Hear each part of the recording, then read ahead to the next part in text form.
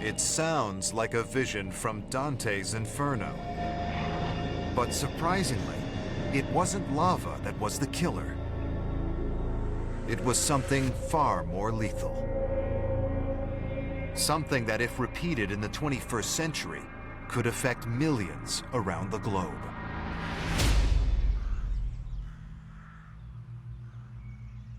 In the heart of the English countryside lies the disturbing evidence for this possible disaster. Here in church records, forensic geoscientist John Grattan is uncovering clues that revealed just how far Lochi's deadly eruption reached.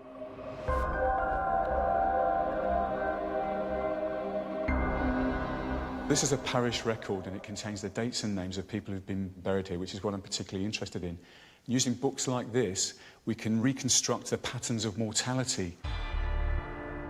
Deaths normally occur in winter, when the old and ill succumb to cold weather.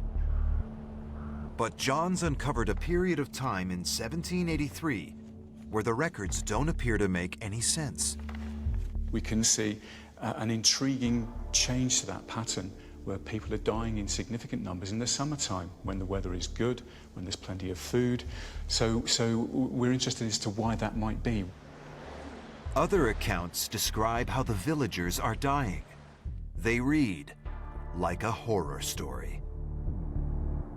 In the foul hot weather in the beginning of summer, ulcerated mouths and eruptions on the lips, and also pains in the face, became epidemical. Burning fevers were accompanied with pleurisy and inflammation of the lungs. The burning fever and dysentery immediately came on us in the centre of England and became epidemical in London.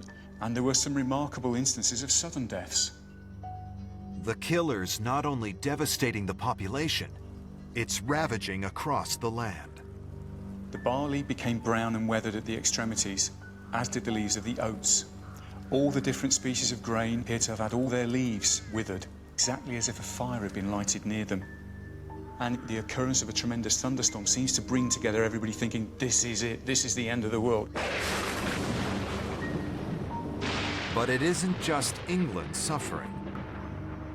Vast areas of Europe experienced the same calamity, as recorded by a founding father living in Paris at the time. This is what Benjamin Franklin noted. There existed a constant fog over all of Europe. This fog was of a permanent nature, it was dry, and the rays of the sun seemed to have little effect towards dissipating it, as they easily do a moist fog arising from water. And what this tells us is that this fog is not water vapour, it's something completely different. The killer is acting on a continental scale. The question is, what is it?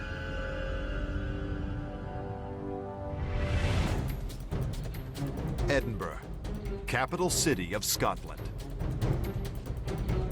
In the university labs, geologist Chris Hayward examines lava from Lochi. He's looking for chemical clues that might identify Lochi's killer. One of the most interesting things that we can see in these lavas are these very tiny crystals, and what these do is they record the chemistry of the magma at different times in its evolution, from the time when it formed very deep under the ground until it was erupted. So they're like little time capsules. As the crystals grew, they entombed tiny pockets of Lochi's magma inside them, along with its chemistry. So here is one of the crystals, this dark area, and you can see one of the little pockets of magma, and if I zoom in, this is the thickness of a sheet of paper, just to give you some idea of how small these things are.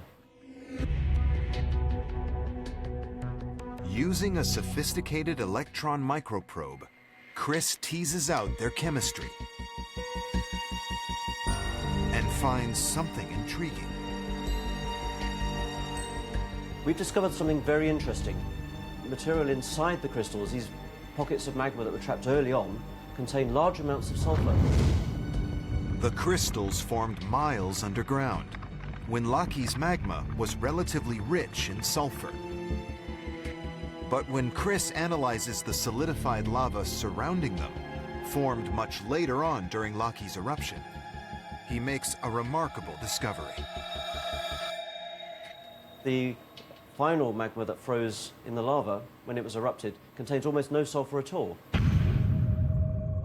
So where did the sulfur go? It escaped from the rising magma as a gas into the air. We estimate that around 120 million tons of sulfur was released during the eruption. So could Lucky sulfur be responsible for the deaths in Europe and Iceland in 1783? If so, how might it kill?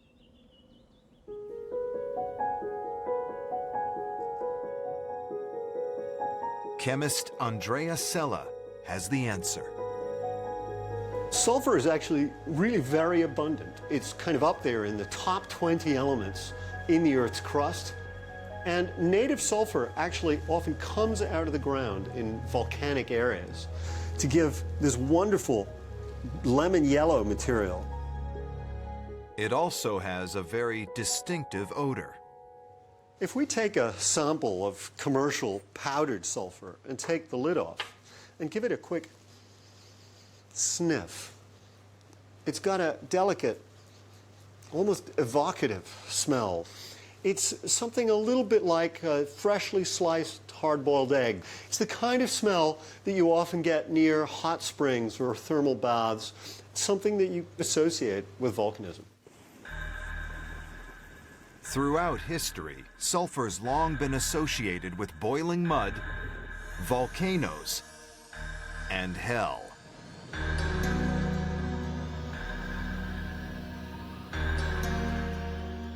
It was brimstone, the devil. It was clearly a dangerous and powerful substance. And in order to show this, what I think we should do is to heat a little bit of sulfur up and see the incredible things that it does.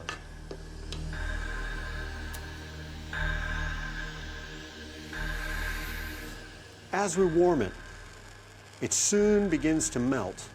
We're gradually getting this deep, dark liquid. This is a little bit like traveling ever deeper into the bowels of the Earth.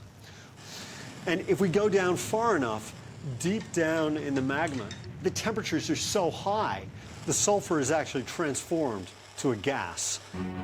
And as the magma rises, the gas escapes explosively as sulfur dioxide. This is among the most dangerous stuff that a volcano can produce.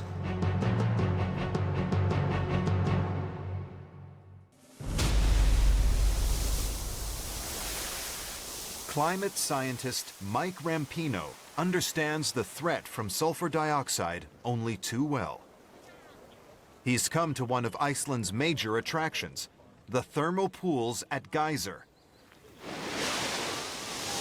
where water is volcanically heated in spectacular fashion. We're sitting in front of a hot pool, which is giving off water vapor and steam. But I can also smell and even taste the acrid gas. And that's the big problem with volcanoes, the amount of sulfur gases that they release into the atmosphere. The sulfur dioxide gas given off by these pools is nasty enough. But when it's pushed into the atmosphere during an eruption, it can become a far more lethal chemical compound. The problem is that when the sulfur dioxide reacts with water vapor, it forms a little droplet of the acid sulfuric acid. And so up in the upper atmosphere, if enough sulfur is released by the volcano, you get this mist of sulfuric acid droplets. It's the same acid found in your car battery, and it's dangerous stuff. Sulfuric acid at lab strength is a really, really potent acid. In fact, it's really something of a tiger. And if we were to take some flesh, a piece of meat like this, and then we can take some concentrated sulfuric acid and pour it on top, the results are going to be really unpleasant. Andrea's using concentrated sulfuric acid to show the grisly effects it has on tissue. Within seconds, you start to see changes in the color and the surface of the flesh. And you can see it going from that happy dark red color to something much more sort of beigey brown. So what the acid does is it actually reacts with the protein in the flesh. It's a little bit like cooking. What we've done, in effect, is that we've used the acid as a kind of tenderizer. Wow, look at this. Here we've got some meat which has been in the acid for about 10 minutes. Whoa. And really, we can now pull it apart.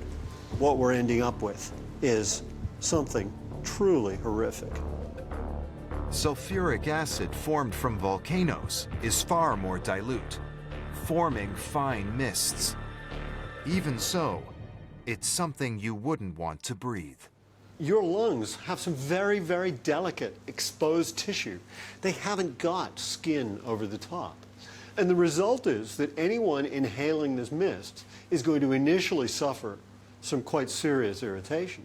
But there's going to be very, very long-term cumulative damage if this goes on for any period of time. In 1783, Loki's fissure eruption lasted for 8 months. Iceland's inhabitants didn't stand a chance against Loki's acidic cloud. And this cloud also killed hundreds of thousands more in Europe, according to John Grattan. But how could an eruption in Iceland affect people across such a vast area so far away?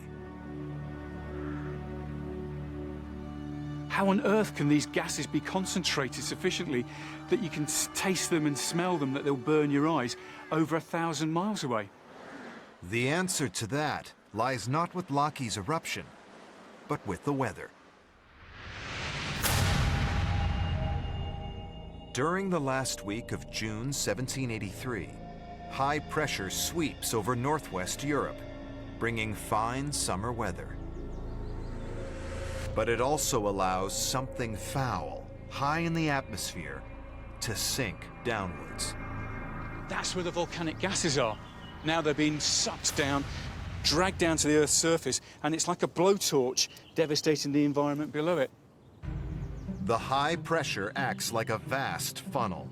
Air spiraling down from the upper atmosphere brings with it Loki's poisonous gases. If we were standing here in 1783, the view behind us would have disappeared. What we would see instead would be a blue haze across the landscape. The colour green would disappear because the acids burned into the trees. The crops would have been burned. People dying, the birds dying, the fish floating to the top of the ponds because they've been killed as well. Really, a view of Armageddon. It's the final link in the chain of events that triggers a volcanic catastrophe over Europe. One thing we do know from the geological record, that events that have happened in the past will happen in the future. So these events of 1783, they will be repeated again. What nightmare scenario awaits us if that happens? If Loki's cloud reached Europe in 1783, how far could one stretch today? Anja Schmidt has taken Loki's sulfur output from the 1783 eruption and, using a computer model, ejects it into today's atmosphere. It's a disturbing picture. So the eruption starts in Iceland, and then, as you can see in the model, the sulfurous cloud spreads across Britain, Germany, France, and Spain. It's not only affecting Europe, but also into North America. So over the course of 8 months, the entire Northern Hemisphere is filled with a sulfurous cloud from one eruption in Iceland. So how could that affect us? Already, many cities generate pollution that causes premature deaths from asthma, heart, and lung disease. Could a toxic cloud from Iceland prove to be the tipping point? Combining today's pollution with Loki's 1783 pollution, Anya estimates the extra deaths if the same volcanic acid cloud swept over Europe today. Using our model, we can create a kill map. What we find is tens of thousands of deaths in the UK, in the Netherlands, in Germany, in France, all over Central and Western Europe. If we calculate the total, we find a mortality rate of more than 100,000 people. This is quite an astonishing number. Since her model shows that the cloud would eventually spread across the entire hemisphere, it's a stark warning of what we might expect in American cities.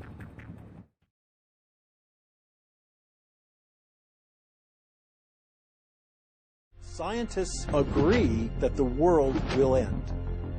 And scientists agree that many of the features of the end of the world may resemble phenomenon, catastrophes that are described in Revelation.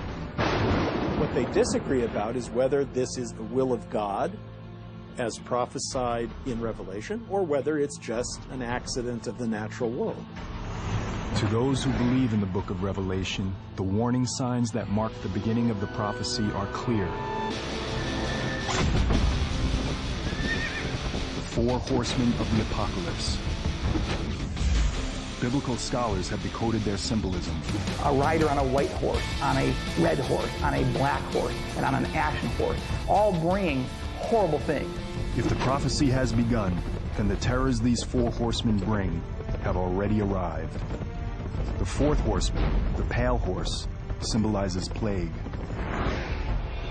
And when he had opened the fourth seal, I beheld a pale horse, and his name that sat on him was Death. The fourth horseman of the apocalypse is a scary prophecy. The pale horse represents global plague. He's the horseman of death. Huge percentages of the population will die. Even in our modern era, we've seen unimaginable human suffering. Every year, over 1 million people die from malaria alone. The threat of global pandemics strikes fear even among scientific specialists. I'm extremely concerned. Number one, I'm on the front line. I have a family. I have children who are basically being set up for these illnesses. It's always too late after the fact, and we need to put more work and efforts into trying to find vaccines, trying to find preventative measures for these illnesses before they happen. As we'll see, plagues are only the beginning. The third horseman adds another dimension of human destruction, the Black Horse. And when he had opened the third seal, I heard the third beast say, "Come and see." And I beheld a black horse, and he that sat on him had a pair of balances in his hand. The black horse represents death and famine. Increasing use of crops to make biofuels in recent years has helped trigger shocking food shortages. Some fear it's just the beginning.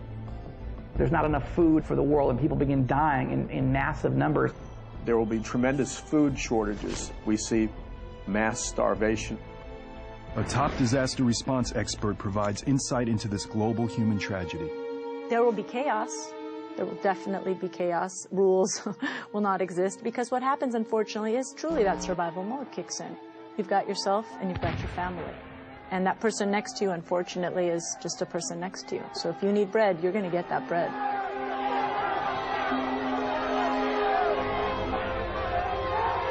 The second horseman brings even greater catastrophe.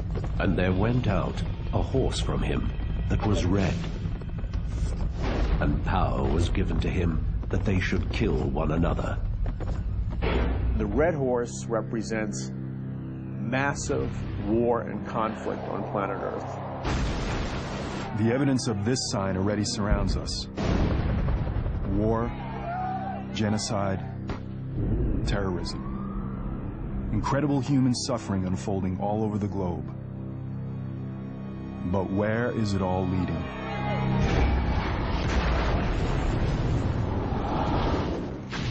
Both secular and religious experts agree that the possibility for human annihilation is real. Jerry Jenkins, co-author of the Left Behind novels, explains his beliefs.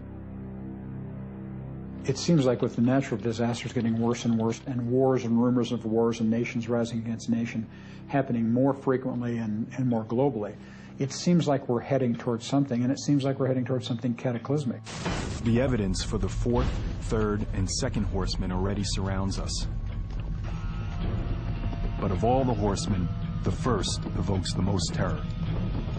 And I beheld a white horse, and he that sat on him had a bow, and he went forth conquering and to conquer. Next to Satan, the first horseman is the most evil figure in the Bible, the Antichrist. There are several historical misconceptions about this horrific figure. People naturally assume the Antichrist. They think of horror movies in 666 and some guy with flaming eyes who looks demon-possessed. He's not going to be screaming in stadiums with a swastika. People are not going to be saying Sig Heil. He'll come preaching peace. It'll be a time similar to today where we have all kinds of war and discord. This will be a person who will be so persuasive and such a lover of peace that people will be drawn to him and say, let's let him lead us instead of all these politicians.